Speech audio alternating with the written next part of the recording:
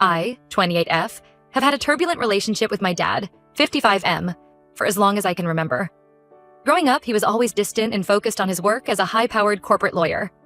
My earliest memories are of him coming home late, briefcase in hand, barely acknowledging me before heading to his study. My mom, 53F, tried her best to compensate for his absence, but it was clear their marriage was strained. I remember one particular incident when I was about 8 years old. It was my school play, and I had a lead role. I'd been practicing for weeks, excited to show my parents.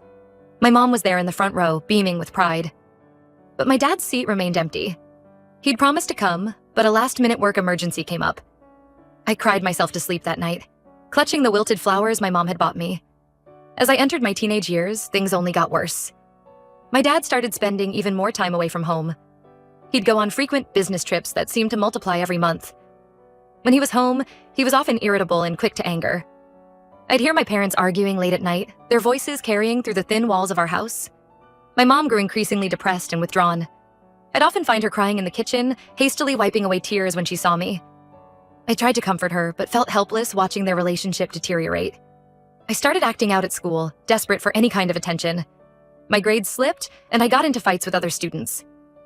Things came to a head when I was 17. I had been sent home early from school for mouthing off to a teacher. As I walked into our house, I heard strange noises coming from upstairs.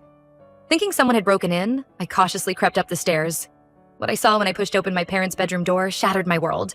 There was my dad, in bed with a woman who was definitely not my mom. She looked young enough to be his daughter, with long blonde hair and a slim figure. I recognized her as his new secretary, the one he'd hired just a few months ago. They both scrambled to cover themselves when they saw me. I stood there in shock, unable to process what I was seeing. My dad jumped out of bed, hastily pulling on his pants. "Sweetie, this isn't what it looks like," he stammered. But it was exactly what it looked like. I turned and ran, tears blurring my vision. Later that evening, my dad cornered me in my room. He begged me not to tell my mom, saying it would destroy our family. He promised it was a one-time mistake, that it would never happen again. Like an idiot, I agreed to keep his secret. I was scared and confused, and part of me desperately wanted to believe him. For the next year, I carried the burden of knowing about my dad's affair. It ate away at me, poisoning every interaction with my parents. I grew resentful and angry, lashing out at both of them. My grades, which had already been slipping, plummeted further. I started staying out late, hanging out with a rough crowd. Anything to avoid being at home. My mom was worried sick about my behavior, but I couldn't bring myself to tell her the truth. Every time she asked what was wrong, I'd snap at her or storm off. The guilt was overwhelming, but I felt trapped by my promise to my dad. When I turned 18, I couldn't take it anymore. The weight of the secret was crushing me. One night, after a particularly nasty fight with my dad, I broke down and told my mom everything. She was devastated, but also relieved to finally know the truth. Years of suspicion and gaslighting had taken their toll on her. My mom confronted my dad that same night. I could hear their shouting from my room, punctuated by the sound of things being thrown. To my surprise and disgust, instead of being remorseful, my dad blamed my mom for driving him to cheat because she was cold and unaffectionate. He even had the audacity to be angry at me for betraying his trust. The next few months were a blur of lawyers, mediation sessions, and tense family dinners. My mom filed for divorce, determined to finally stand up for herself. The proceedings were ugly, with my dad trying to manipulate and lowball my mom at every turn. He threatened to leave her with nothing if she didn't agree to his terms. I testified about the affair during one of the hearings, which helped my mom get a more favorable settlement. My dad was furious. After the hearing, he cornered me in the courthouse bathroom. "You're dead to me," he snarled. "You chose sides, and now you'll have to live with the consequences." For the next few years, I had very limited contact with my dad. He'd occasionally reach out on birthdays or holidays with a terse text message or impersonal gift card. It was clear he resented me for exposing his lies. Meanwhile, I focused on rebuilding my relationship with my mom and working through my own issues. I started seeing a therapist to deal with the anxiety and trust issues stemming from my dad's betrayal. It was a slow process, but gradually I started to heal. I threw myself into my studies, determined to make something of myself despite my dad's absence. When I was 25, my dad suddenly started trying to reconnect. It coincided with a big promotion he'd received at his law firm. He'd send me expensive gifts and invite me on fancy vacations. At first, I was skeptical, but a small part of me hoped he'd genuinely changed. Against my better judgment, I cautiously allowed him back into my life. For a while, things seemed okay. My dad appeared remorseful about the past and made an effort to be more present. He even started coming to family gatherings again, though things were still tense with my mom. We'd have weekly dinners where he'd ask about my job and personal life. It felt like we were finally building the relationship I'd always wanted with him. Then last year, my dad dropped a bombshell. He announced he was getting remarried to his former secretary, the same woman he'd had an affair with. I was shocked and felt betrayed all over again. All the progress we'd made over the past few years seemed like a lie. When I confronted him, he dismissively said it was ancient history and that I needed to get over it. He couldn't understand why I was upset, saying that he and his new fiancée were in love and deserved to be happy. It was like he'd completely forgotten the pain he'd caused our family. The final straw came when my dad asked me to be a bridesmaid in the wedding. I flat out refused and told him I wouldn't be attending at all. He threw a fit, saying I was being selfish and immature. We had a huge blow-up fight where years of pent-up anger came pouring out. In a moment of rage, I told him I was going to expose his lies to everyone at the wedding. My dad panicked and offered me a large sum of money to keep quiet. I was disgusted that he thought he could buy my silence. I told him to shove his money and stormed out. For weeks leading up to the wedding, I wrestled with what to do. Part of me wanted to just stay home and cut my dad out of my life for good. But another part felt like I needed to finally stand up and tell the truth. The wedding was last weekend. Against my better judgment, I decided to go. Not as a guest, but to finally tell the truth. I waited until the ceremony started, then stood up and announced to everyone that the bride was the woman my dad had cheated on my mom with years ago. There was instant chaos. My dad's new in-laws looked horrified. Several guests walked out. My dad's face turned bright red as he yelled at me to leave. His bride burst into tears. I calmly laid out the whole sordid history for everyone to hear before walking out with my head held high. Since then, my phone has been blowing up. My dad left me a furious voicemail saying I'd ruined his life. His family members are split. Some are angry at me for causing a scene, while others have reached out to say they're glad I exposed the truth. My mom says she's proud of me for standing up for myself, but worries I may have gone too far. Part of me feels vindicated for finally speaking my truth. But another part wonders if I crossed a line. So Reddit, AIT for exposing my dad's affair at his wedding? Update 1. It's been about 6 months since my last post, and a lot has happened. First, I want to thank everyone for their supportive comments. Reading them helped me feel less guilty about what I did. In the immediate aftermath of the wedding fiasco, things were pretty chaotic. My dad continued to blow up my phone with angry messages and voicemails. Some were pleading, others were threatening. In one particularly nasty message, he said he was cutting me out of his will and that I'd regret crossing him. I eventually blocked his number for my own peace of mind.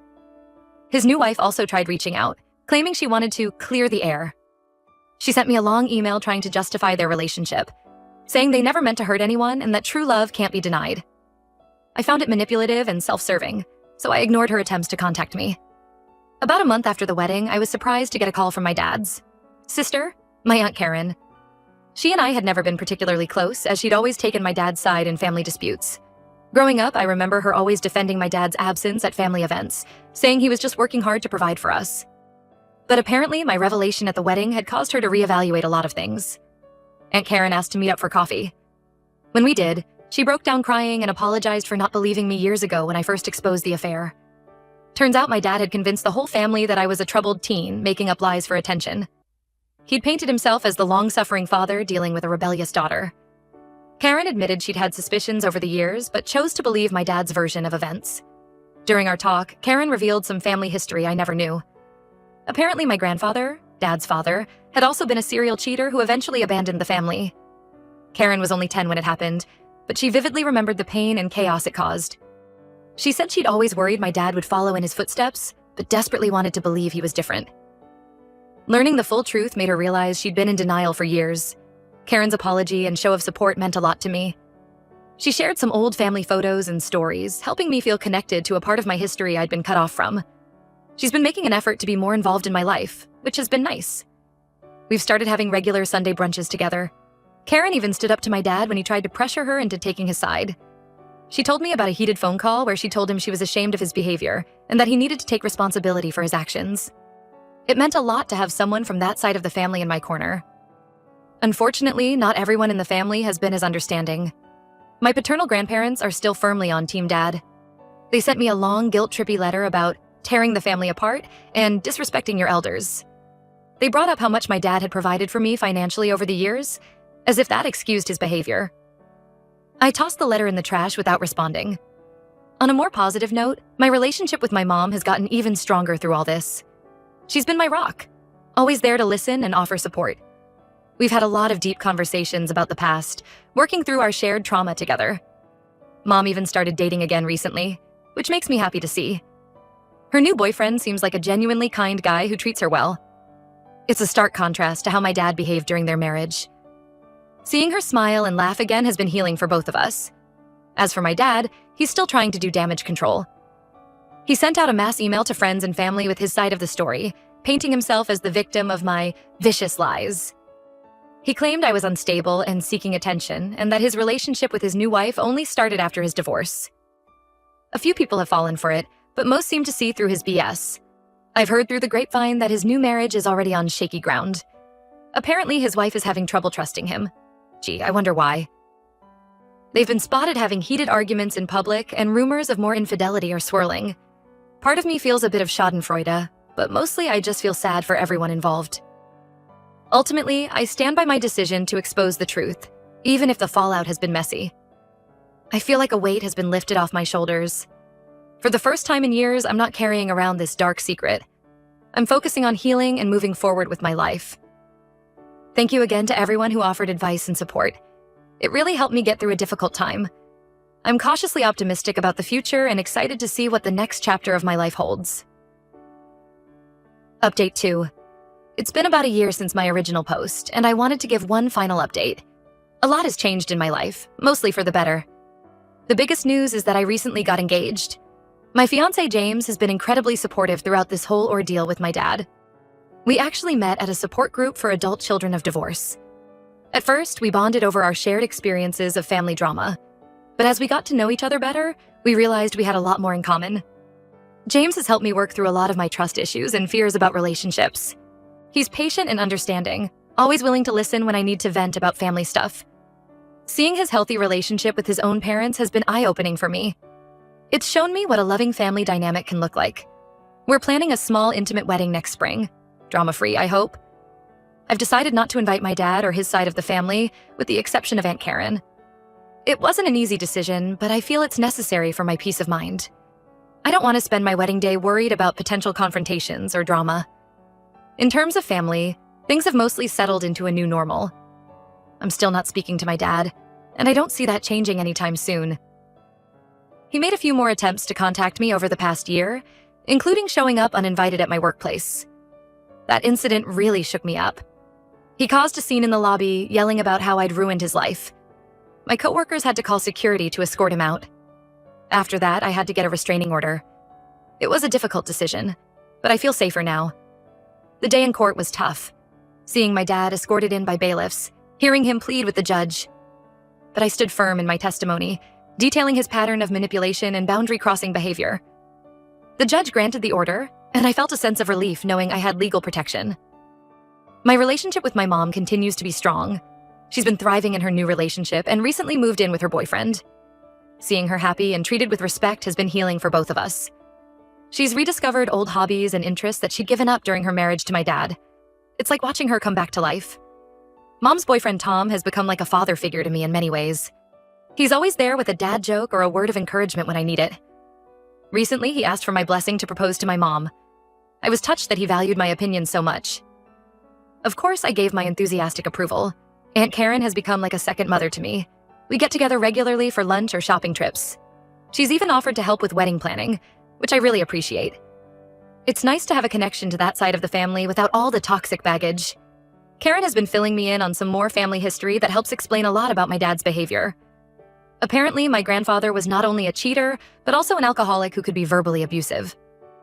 My dad grew up in a chaotic household, never sure when the next blow-up would come. It doesn't excuse his actions, but it does provide some context for his issues with intimacy and honesty. As for my dad's side of the family, it's a mixed bag. My grandparents eventually came around and apologized for their initial reaction. We're slowly rebuilding our relationship, though I'm still cautious.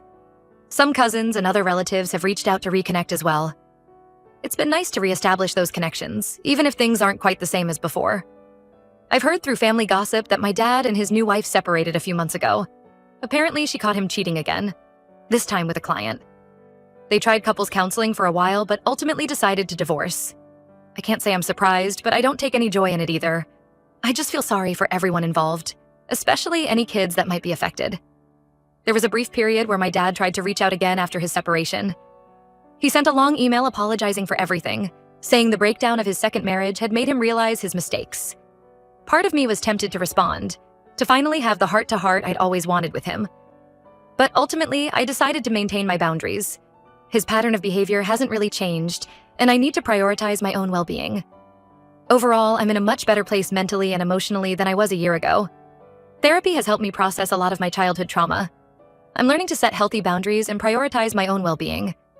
Looking back, I don't regret exposing the truth at the wedding. It was a catalyst for a lot of positive changes in my life, even if it was messy in the moment. I finally feel free from the burden of my dad's lies and manipulation. Thank you again to everyone who offered support and advice along the way. Your kindness helped me through some really dark times. I'm excited for this new chapter in my life and cautiously optimistic about the future.